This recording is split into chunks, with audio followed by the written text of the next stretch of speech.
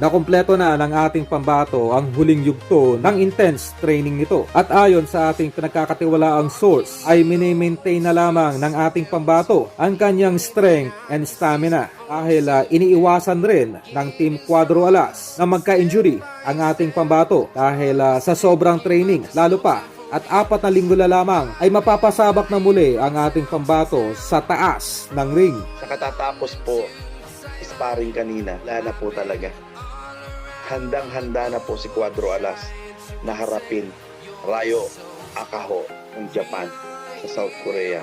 Kaya wag po kayong mawawala December 3 sa Paradise City Hotel, South Korea sa Incheon. Sa kabilang banda, tila ayaw pa rin tantanan ng mga distraction ng ating pambato dahil sa gitna ng paghahanda nito kontra Akaho ay may mga hindi kaaya-ayang salita na natatanggap ngayon ang ating kampyon mula sa kanyang nakaraan.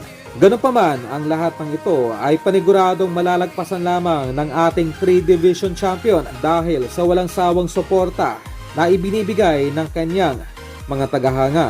Sa ibulgar mo ngayon, yung ginagamit nila si Isabel at yung boyfriend niya. Yan ang pinakamalaki ngayon distraction. Na inaano nila si Champ.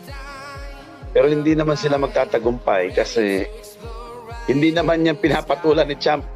Dahil si Champ ay abalang-abala saan? Sa kanyang training. Hindi pakikisali si Champ dyan. Kahit anong pagpuprovoke nila dyan sa boyfriend ni Isabel, hindi yan papansinin ni Champ. Maski mag-react yan, wala tayong pakialam. Tama ba ko yan? Oo. Correct.